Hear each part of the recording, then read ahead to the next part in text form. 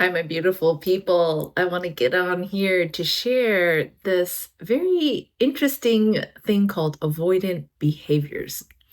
Avoidant behaviors, I feel like, in the whole guise and scheme of things, I hope everyone knows, is essentially an unhealthy behavior.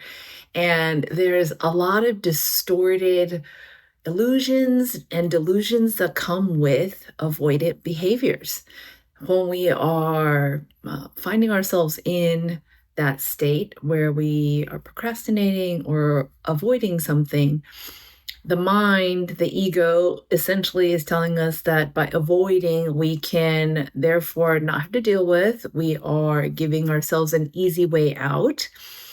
And what essentially happens is that avoidance is this contracting energy that actually doesn't allow us to meet the force head on and essentially creates this overwhelm that starts to pile and pool up like a big wave that just then crashes on us at some later date in time. And on top of that, not only does it overwhelm and come and crash on top of us, but essentially it's usually not when we want it to happen. It's not where we've planned it because we're trying to avoid it. So we're probably not also looking at what is happening. So it usually then overwhelms us and completely capsizes on top of us at the most inopportune times, essentially sabotaging many of the things that we are working or have working in our life currently over here. So, this is something that I want to point out if this is a tendency that you find that you have, or there's certain situations or relationships that you notice this avoidant behavior coming up. And I'm going to pair it with a martial arts metaphor because in Aikido, my practice, there is this practice called randori, which is essentially a multiple person attacker attacking you. And this is very clearly seen in the higher ranking belt tests, where the ending of the test, after however long you've been sparring with all the various partners, you're asked to sit on one end of the mat and they line up three different attackers. And then when sensei says go, these three attackers just make a beeline for you. And it's up to you to be able to manage that space, that energetic dynamic, the multiple attackers that are coming at you all at once. And the whole reason for this template, which is something that I actually deeply love, the Randori practice, can be very, very intense, can be intensely chaotic as well. And the whole premise about it is it's a stress test. And the stress test is really to see you as the person directing and navigating the situation. What is your base operating system? How are you going to address the situation? How are you going to navigate it? Obviously, when you go into the test, you know this is going to happen, so you practice and you prepare for it. Same thing as I'm sharing this with you guys today. This is the teaching that I want to share so that you guys can practice and test it here and now so that you're not waiting for that awful situation of the buildup from some avoidant situation or relationship, and that dynamic comes crashing on top of you when it can essentially not only sabotage you and what you've been working hard for and putting very, very a lot of perseverance and tenacity and a lot of hard work into something you've been working to succeed in, that it not only sabotages that, but it essentially can break and harm something within ourselves because it ends up being harmful energies that gets dumped onto us. Harmful only because we are not healthily managing it or directing it in a way that can be of benefit for ourselves. So it sabotages us in the most awful way. So I want to share with you guys a way out, the practice to be able to start practicing today so that you don't sabotage yourself and or find yourself in a self-sabotaging situation where you can be proactive, where you can be defensive and protective of your own space. So one key factor that I have learned, and it's a continuing practice with Randori, because it's not ever has been 100% success. There is like a moments of success where you are able to throw a few of the attackers, and then you get clombered on, and it becomes a football pile of like everyone on top of each other, or a wrestling match, however it may look like. So, in those moments of success, and when I have seen other people test in the successful moments, I recognize that the energy that is directed towards the multiple attackers is a proactive, forward facing movement and momentum. There is this fascinating thing that happens that when there's multiple attackers coming at you and all you do is retreat, you're like retreating and they continue to attack you because you're essentially that bullseye target that they're just running around after for however long that sensei says go for. The retreat essentially becomes counterproductive and ends up leading to this concept and the aspect of the wave just piling on top of you, and you just get overwhelmed and get taken out. And what it is, so this is not to say, I just want to side note, this is not to say that retreat, and when you are retreating in a strategic way, that it is not healthy. It absolutely can be. I'm saying that if you are only retreating and if you're always backing away from the issue that you need to deal with, that is coming at you irregardless because you have a target on you and this is the game that we are playing. If you're constantly retreating and that's all you do, the rate of success is very, very, very small. And I would say failure is probably inevitable. So to prevent the failure and increase our success, the idea is to be able to think, how can I be proactive and forward moving? Now, you think that looks maybe aggressive or sounds aggressive because you have attackers coming at you and you're going to go forward and you're going to meet them. And here's the thing, the forward momentum doesn't have to be aggressive. It can be directive. It can be intentional. And it can be the strategic way you navigate these energies. And this is what I relate back into if we notice our own avoidant behaviors of certain people, places, things. How do we take the healthy contrary action to be proactive about that person, place, or thing? So the meeting of that energy of the multiple attackers then is not to just clash and just explode.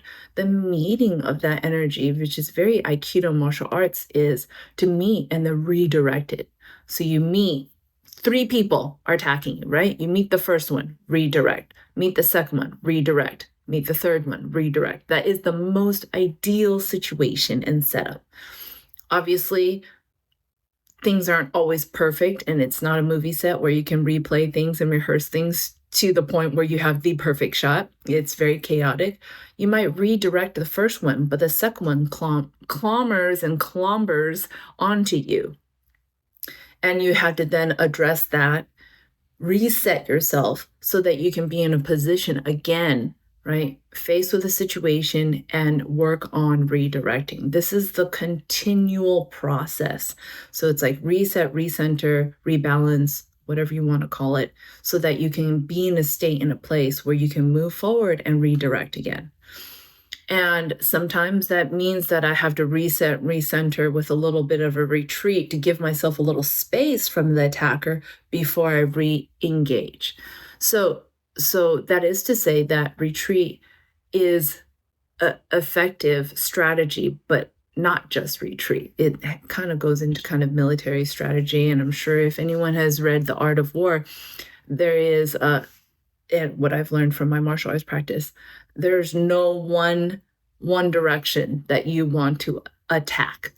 You want to succeed in a strategy by having a multifaceted plan that comes with a multifaceted direction to engage the enemy attacker, if we're talking about the martial arts situation, or if we're talking about a situation, an environment, or a person that we feel like we're avoiding. So, this is something for you guys to follow away on and consider that if we notice these avoidant behaviors and tendencies within ourselves, how can we take this proactive, preemptive approach that looks like maybe when you're not engaged in that intense situation, what kind of homework and strategizing can we do on the back end? So, what other kind of pieces and variables can we put in place around the situation so that when you go into a maybe very intense conversation that feels maybe conflictual and you're conflict avoidant, how do you practice the skill sets, the communication, the verbiage, the language beforehand in a dress rehearsal way that's safe, right? Really engage your body and your nervous system so that it is anchored in safety, practicing and having practices in your personal life that further also supports safety. And that's something I love about martial arts, especially being a female training in a martial arts dojo, is the setting, the dojo, the community that I have is conducive to creating that safe space, no matter how scary my attacker on the other side may look. That the safety is this collaborative work together to be able to uplift and better each other in that environment and scenario. So I encourage you to be able to think about places and communities and areas and gatherings and spaces where you have the ability to practice that safety, anchor that into your body, be able to dress rehearse as a way of talking about situations that feel maybe intense or overwhelming, so that you start building the tools, the muscle memory, the tactics, the strategies to be able to address it in a way that is on a dress rehearsal platform that isn't intense, that you can then take it into the real world, real life situation that may not necessarily look perfect, but your proactive, progressive, forward momentum of addressing the situation inevitably will create some redirection in a way that is far better and far more successful and a higher success rate than just avoiding it and just kind of retreating and letting the energy overwhelm and impact us without us having an ability to direct it, and it just crushes us. So consider that. And in the avoidant behaviors, I have to call out, and you guys aren't going to like what I have to say, but there are inherent laziness attributes. And no one wants to be called lazy. And I'm not necessarily calling you lazy. I'm just saying that avoidant behaviors has these attributes of laziness. And if we enable that laziness and we allow that laziness to permeate our being and our thoughts and our actions and our behaviors and our choices, in the world that we live in, it ends up in that avoidant behaviors. It causes this retreat to happen, and the retreat leads to being cornered, literally in a corner. And this is exactly what I have seen on the martial arts mat. The retreating of the nage, the person that is trying to redirect the situation, ends up cornered not only into a wall physically, but then all the attackers are pummeled on top of the nage, and it's just everything's a bust. You gotta start over. You gotta your little video game person has died and lost their last life. You gotta restart. You gotta reset. So I'll leave that with you guys today. That when you are addressing and being honest with yourself, that, oh, maybe this is me being a little bit avoidant because it feels scary.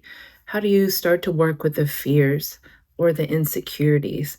And that is also aspects, right? And maybe if there's a laziness, we can be honest with that and look at that. There's all these pieces to allow avoidant behaviors to continue to live in our life. So, how do we address it? Like I said, dress rehearse in a way where we start to practice those healthy healthier behaviors, those healthier tools that are proactive, engaging, that has the qualities of not only compassion for yourself and the other, but also leading and directing your life in the direction that you want it to be, you want it to look like.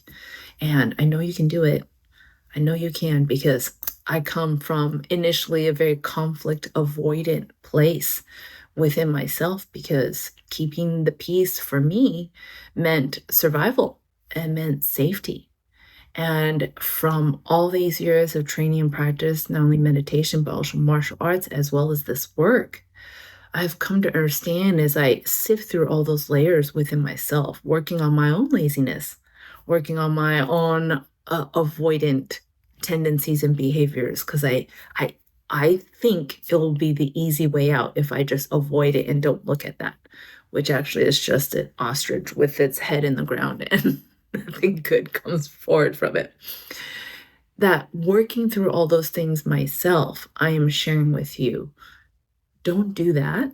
So you have the shortcut way of not even trying to engage further in the avoidant behaviors, but instead moving forward with proactiveness that looks like work, that feels like more work. And maybe we're tired and we're stressed and overwhelmed already with life. I hear that. I really do hear that.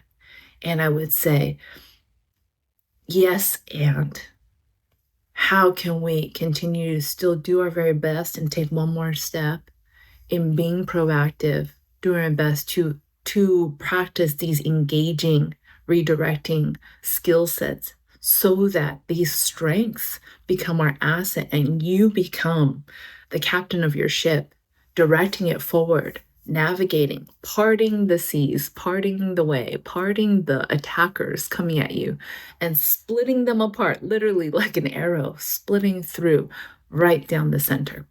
So, I know you guys can do that. I leave that with you guys today. I'm cheering you guys on. And also saying, do not fall for the bullshit lie of avoidant behaviors and thinking that I'm going to sit back, relax, and it's going to be okay. From the life that I have lived and encountered and the work that I do with clients, life doesn't work that way.